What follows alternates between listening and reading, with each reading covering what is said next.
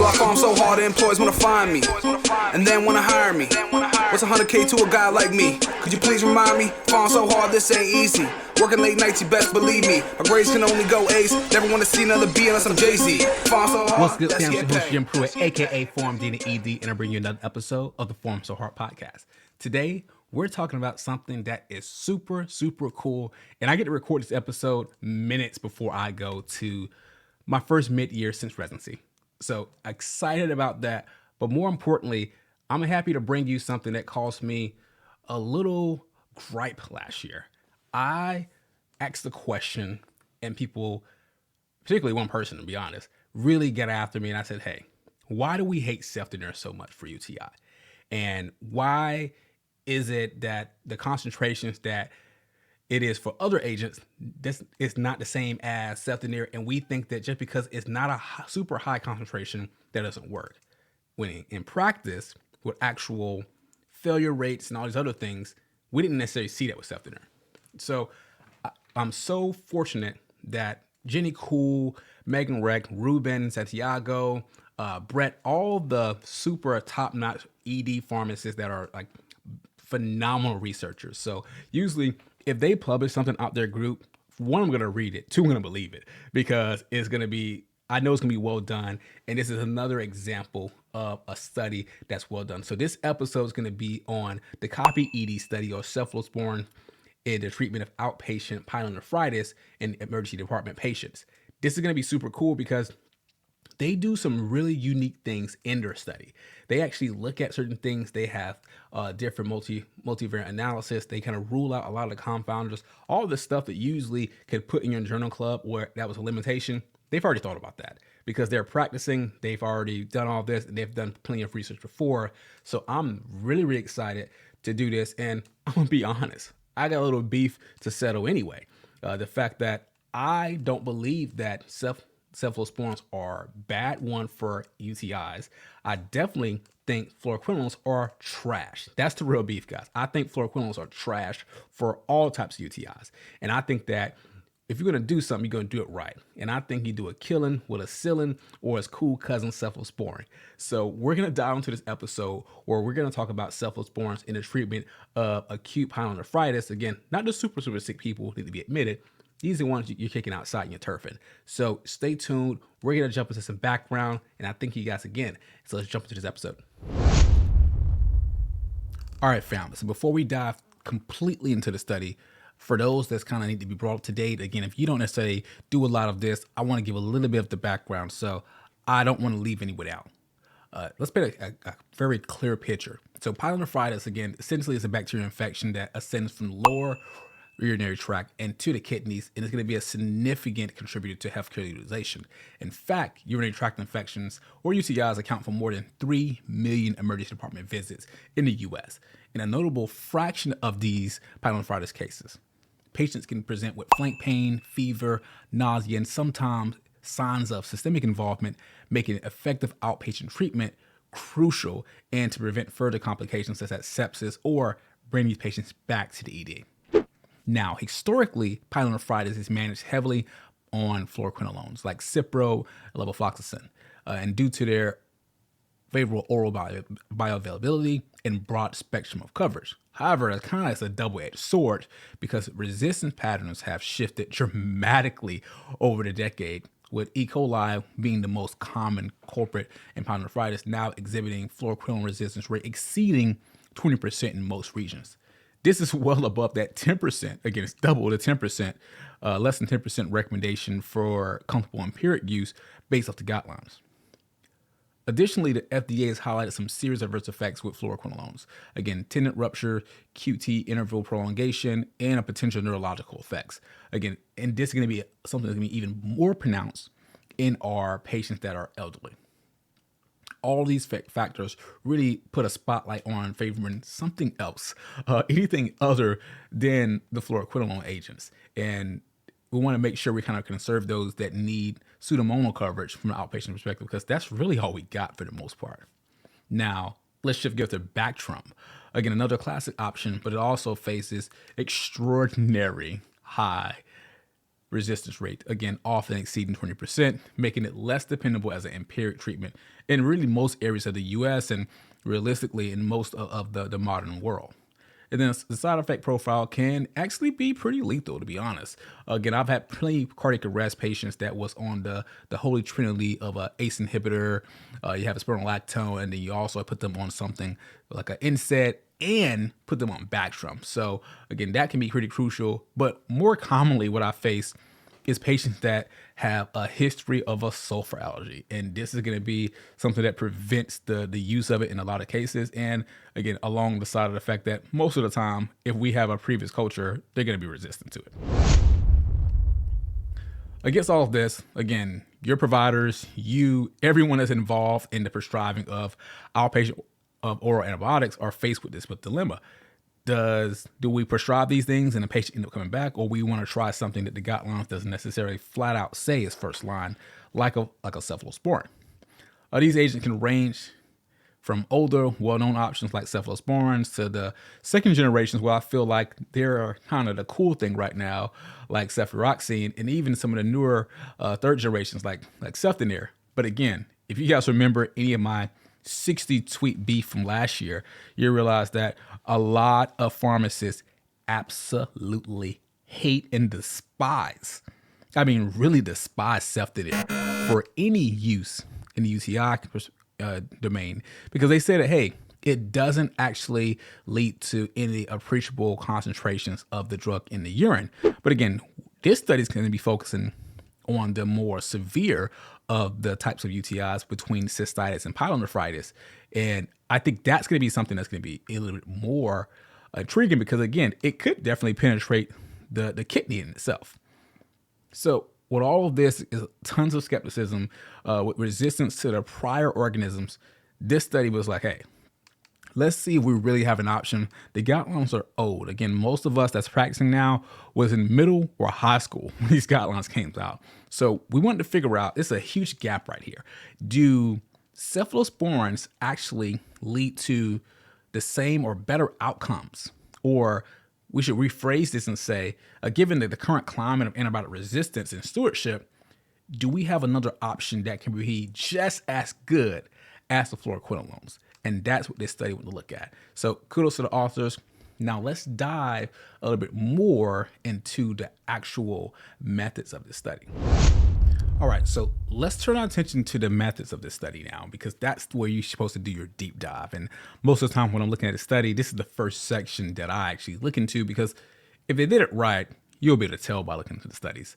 So this is an investigation that was a multi-center retrospective observational cohort study that drew from 11 different EDs across the US.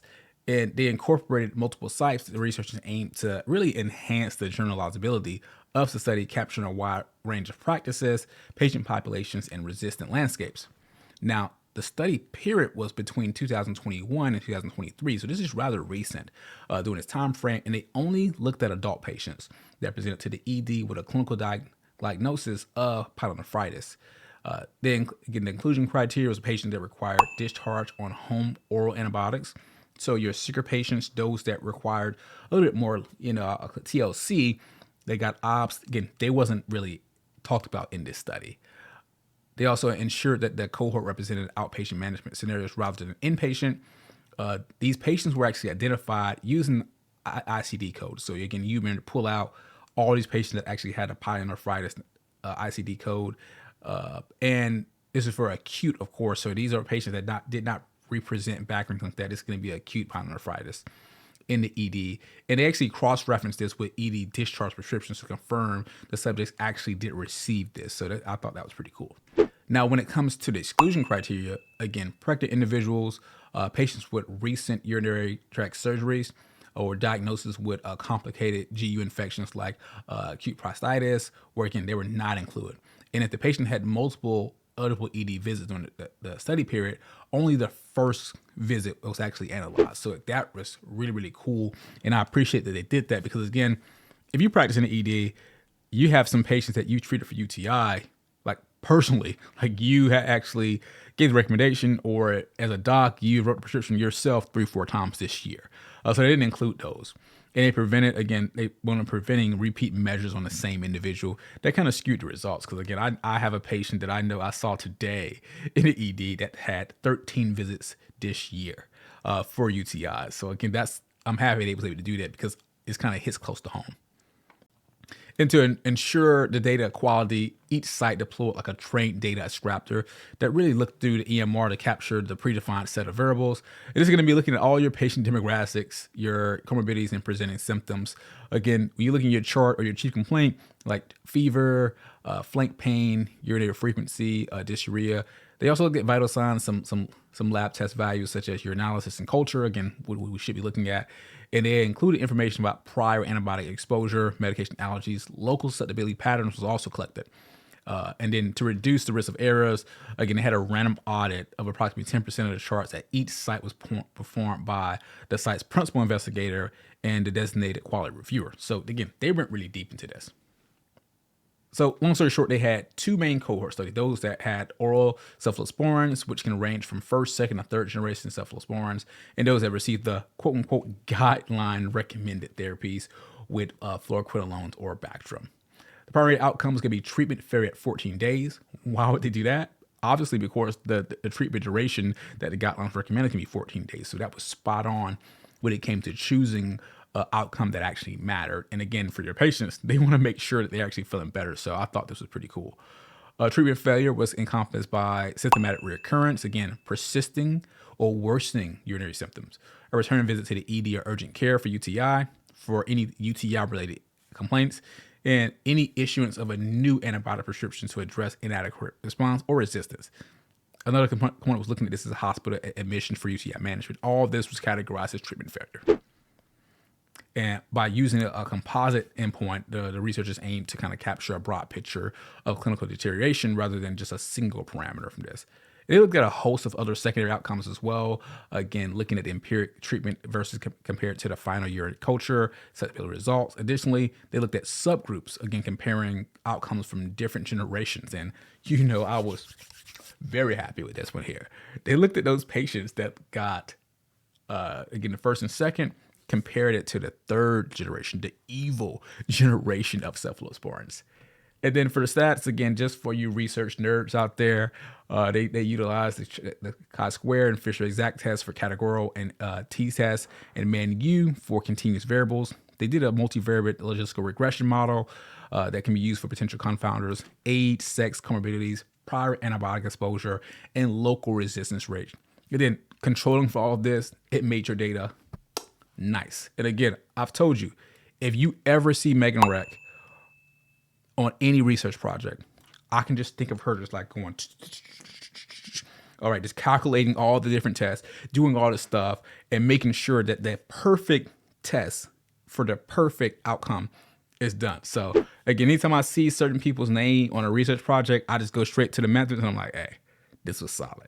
And I aspire to be like them when it comes to the level of detail that they provide on that. So that's your methods. Really good stuff. Now, based off all of that, let's mosey over to results. All right, guys, let's jump into the thing that you care the most about, the data.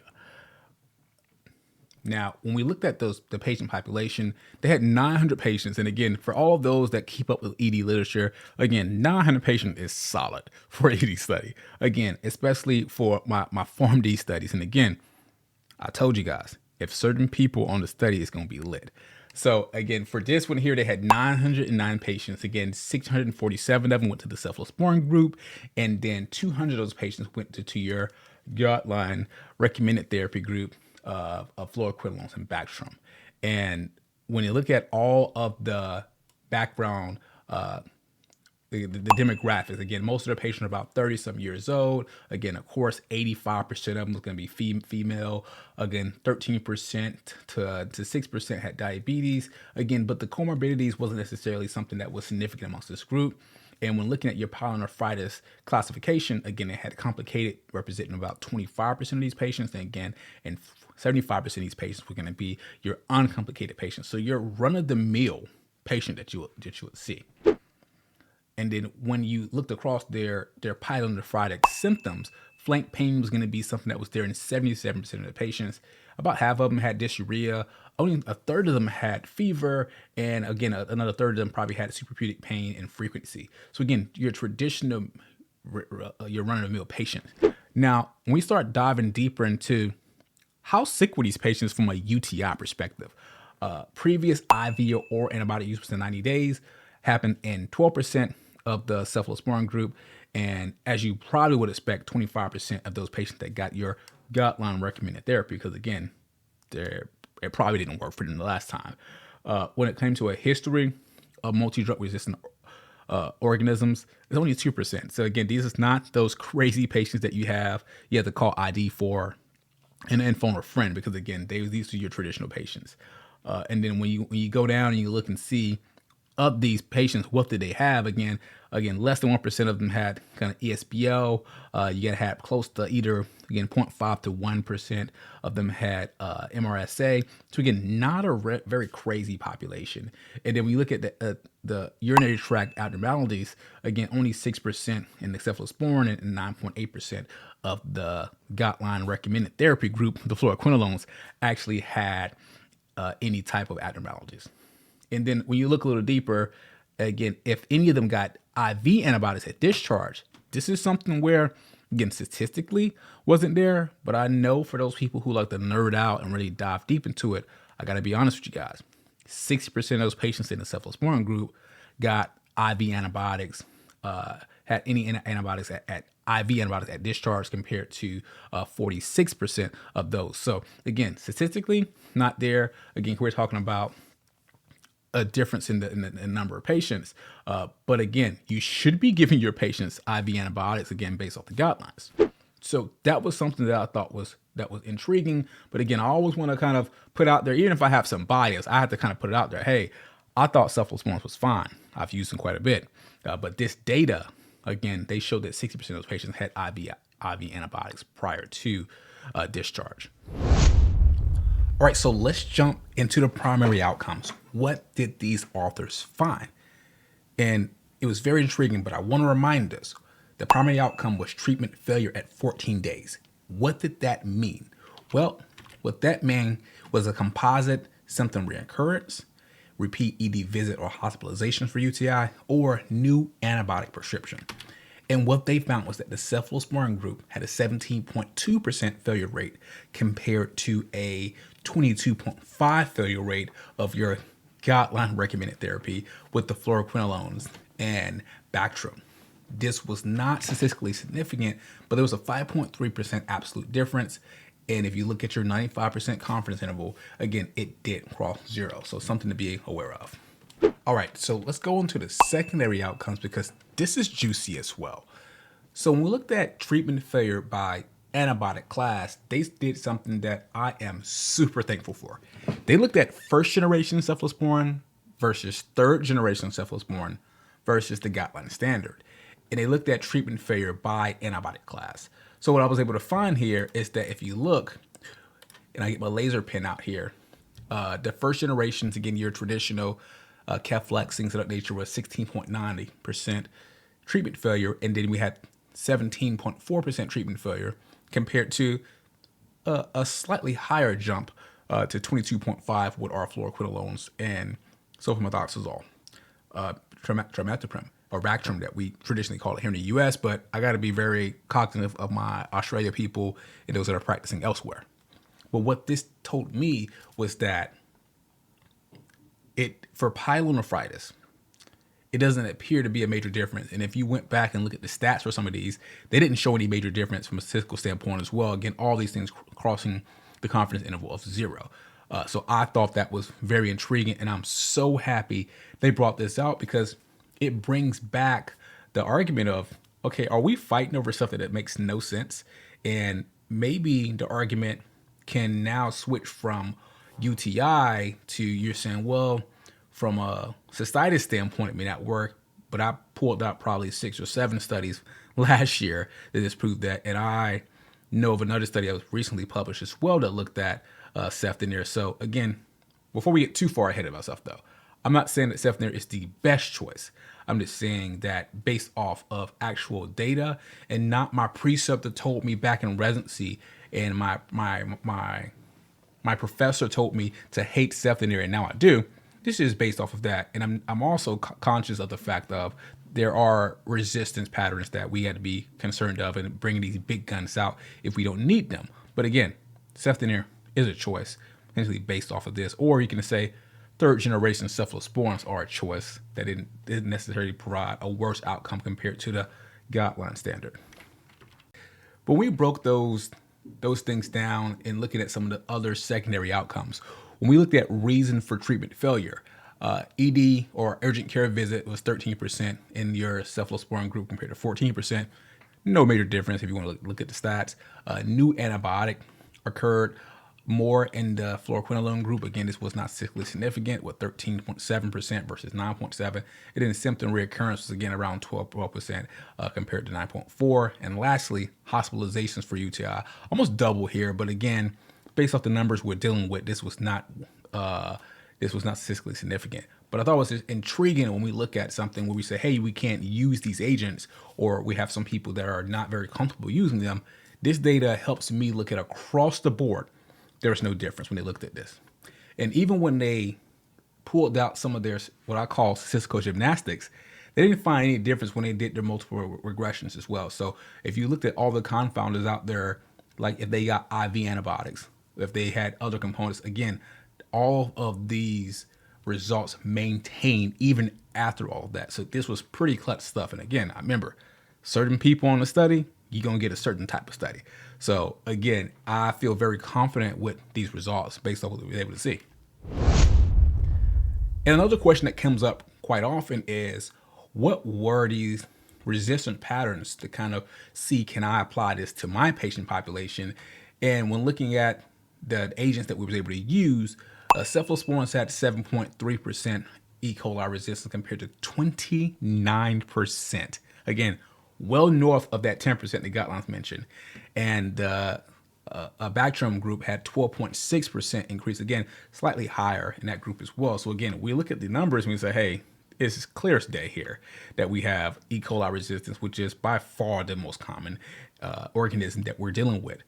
And then we're looking at whether or not, based off the cultures, whether we had appropriate drug bugs match 81% in the cephalosporin group compared to the 76.1% in fluoroquinolone Bactrim group. And again, the only thing we have to kind of realize here, and I was very critical of, and it was something I learned last year, was the fact that most of our oral cephalosporins are going to be, when we look at the cultures, again, some people actually speciate it out a little bit more and be able to test for the different cephalosporins. But most of them in this study here use cefazolin as a surrogate marker of the oral cephalosporin. So we have to keep that in mind as well.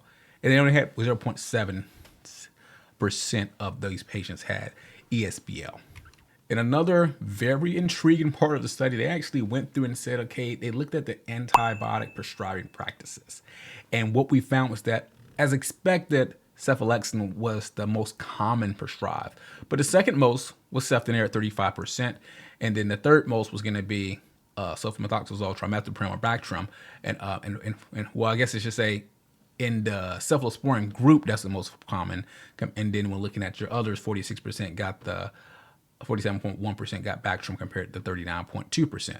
So when you're looking at the different groups of the non-cephalosporins, again, it was more commonly prescribed and accounted for 76% of all prescriptions in the study. Again, we had a much higher percentage of patients. If we go back to our group, we saw again, we had a decent amount of patients. 600 of them got cephalosporins compared to 200 of those patients got the comparator. Another component of the study that I'm so happy they looked at, because they can say, hey, Jimmy, these patients probably got these drugs, but they didn't necessarily get the right amount of treatment. And this was a pretty intriguing component to look at. The cephalosporins got a mean duration of 9 days and a median duration of 10. Again, what a IQR of 7 to 10. Again, what we expect to be a little longer. And then for the fluoroquinolones, again, they had a 7.6%. And I'm pretty sure one of those reasons was they had side effects, or they got cultures back pretty quickly, showing the almost third like almost 30% of patients had resistance. So I'm pretty sure we got cultures back in 3 days and said, get that off for some of those patients. And then Bactrim had a duration of 9 days. So again, we're looking at the cephalosporins and looking at Bactrim. And again, they was very commonly prescribed when looking at the amount. They showed that they got these longer durations that we expect. Another component they looked at is whether these patients got intravenous antibiotics. 60% of these patients got IV antibiotics in a cephalosporin group compared to almost 50% of those patients in the gut-line therapy. And the most common agent, as you probably would guess, was going to be ceftriaxone, with almost 87% of those patients getting the IV dose of that. So when looking at this compared to some of the previous studies, again, copy ED studies findings are very consistent with smaller studies done by Fozzi et al., again, showing almost equal failure rates, and Lin et al. That showed, again, very similar rates, 15.3% versus 17.4%, comparing the cephalosporins and your guideline recommended therapies of fluoroquinolones and Bactrim. However, it kind of contradicts the VA study that showed a higher failure rate with beta-lactams. This is likely due to the difference in patient population and the definitions of uncomplicated pyelonephritis, and that's why I was very happy when they was able to kind of specify that and put that in their characteristics. So we was able to really find out what all this is about. Now, I've been very, very, very generous with compliments when it comes to the study design, the people who made it, because again, they do great work. But again, it was large, multi-center. Again, it's across the U.S. I know Ruben's down in Miami. I know Megan's in Chicago. I know a few of these, again, Giles is in Chicago. So I know this study group was able to pull data from all across America. And I'm pretty sure the rest of the authors really had a very good, expansive study groups, study populations across the U.S. And it was inclusive of complicated cases, and it was a real world prescribing practices. We're not pretending that these things weren't happening. We actually saw what these providers were prescribing across the U.S. But when it comes to limitations, you have to be realistic and you have to say something, right? You can't just sit here and say, hey, this is a phenomenal study. You got to look at it and say, hey, it's retrospective. There was some potential for diagnostic errors. Again, these is what the authors recommended as well. And it was limited follow-up data for that. And again, using a surrogate for cephalosporin susceptibilities, and that's across the board in most studies. And most people still do this, something that a lot of these guidelines and the labs are maybe starting to question at this point. I won't pretend to be an ID genius, but this is something that maybe some changes may be coming in the future if we can't really necessarily say that this is an accurate surrogate marker. So more to come on that. But for me, what does all of this even mean? Okay, cephalosporins is going to be a viable option. I've been very strong on that stance. For me, however, I really like augmentin for the most part, but realistically, you can easily convince me to do cephalexin. You can easily convince me to do cefuroxime and cefodoxime. Whatever tickles your fancy, I'm really okay with. But it lets me know that my beta-lactams, and particularly the cephalosporins, are a viable option. The guidelines, again, they're old, okay? They're old. The guidelines are, I would argue, older than most of our providers that are writing this stuff, and the pharmacists that are doing some of this stuff. They probably was in high school or just beginning undergrad when these guidelines came out. So it's something for us to look at. And if you was, I'm not saying you're old. I'm just saying, again, these are old guidelines and something we need to kind of look at and say, hey, can we update this? I'm pretty sure this group is actually published on this 2 or 3 times that I'm aware of. So I'm pretty sure there's tons of data out there. I know I've been able to find 5 or 6 studies last year on a topic, and I'm pretty sure I've seen a few more authors not outside this group published on a topic. Tons of data, IDSA, whoever's going to get on it, AEMP, whoever, SEMP, whatever you guys who are making guidelines, look at this and say, hey man, we got to start updating some guidance on this based off the new literature. But again, if we can get more data, again, this is close to 900 people is solid, to be honest. So I'm fine with that, but we need to kind of confirm this again just to make people feel very good. And all of this to say, and my ID people, don't kill me, but antimicrobial stewardship is going to be key. Look at your local susceptibility and look at your resistance pattern and figure out what's going to be the best for you. I sit here and I clown fluoroquinolones and Bactrim, but maybe your hospital don't have that. Maybe you have less than 10% resistance rates with those agents. Use what's best for you. And even if you do have the resistance rate, figure out what's going to be the best option for the patient. Some of these agents can be, depending on which one you use, can be a slightly more expensive than some of the others. But again, do what's best for your patient. Do what's best for what you have in your region. Again, I have some people that does not practice in the U.S. and this is all they have. I'm just letting you know if you have the option to look at those and see what's going to be the best for you. Again, big takeaways from all of this. Great studies, great author, interesting topic, kind of validates some of the beef that I had in the past with, I think cephalosporins are fine. I think Cefnir is fine in Pyelo, but it's something that kind of confirms a lot of this. And just knowing that we have data now to support this, especially in Pyelo, which is one of the more severe of the two. Again, check your resistance patterns. Again, lower E. coli resistance to cephalosporins compared to some of the others that was able to see. And for me, again, cephalosporins are my first line. That and augmentin. So I think when it comes to Pyelo, patients going home, your docs feel good about it. Copy ED provides, again, the evidence supporting the use of oral cephalosporins as an effective alternative to traditional, quote unquote, first line agents that was used for pyelonephritis in the ED. So again, I think this was a phenomenal study and I'm happy that it's been able to be published. Hopefully you guys are going to mid-year and I'm trying to get this dropped right around the time mid-year is going. So if you see me out there, holler at me. And I think there's going to be a few meetups on Monday night. So check that out. All right, guys, that was the episode talking about the Copy ED study. Super, super, super cool study. For me, I like it because I'm going to be very honest. It kind of validated a lot of stuff. Tony Mixon went out there and put on Twitter like, hey, I told you. He tagged like 15 people. Like, dude, you ain't tell me.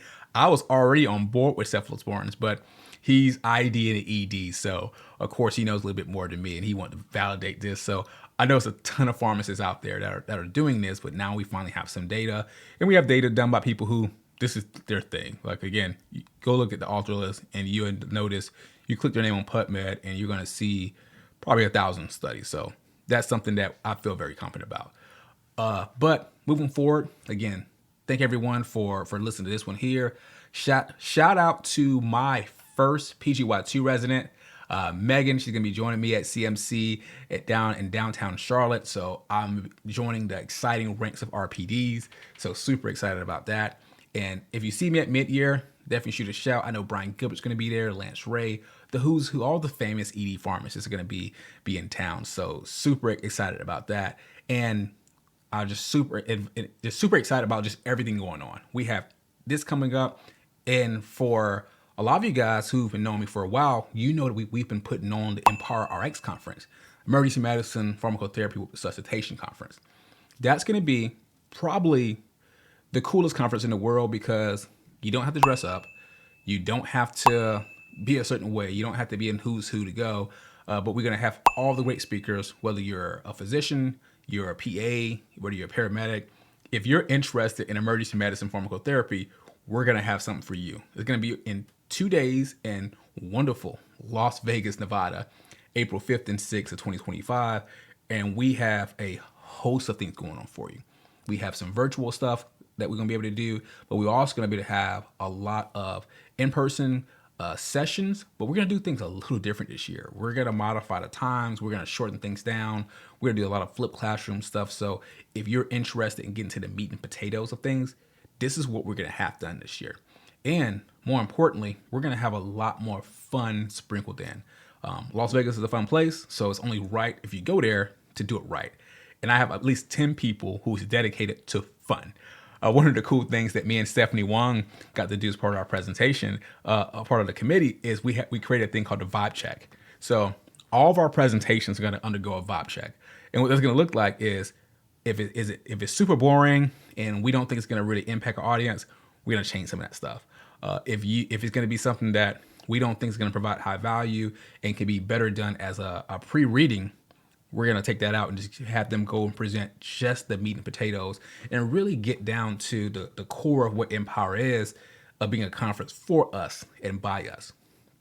So we're going to make sure we provide that value. And there's so many other cool things that we're going to release over the next few months that's going to be phenomenal. So if you're intrigued with that, just Google empowerrx/conference.com.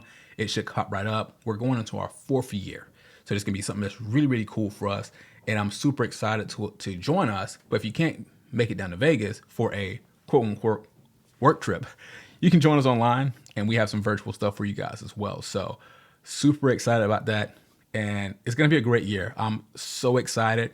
We've launched 3 new podcasts this year under the Pharm So Heart Network. So, and that's all due to the work and the support that you guys have given me to allow me to produce 3 other shows.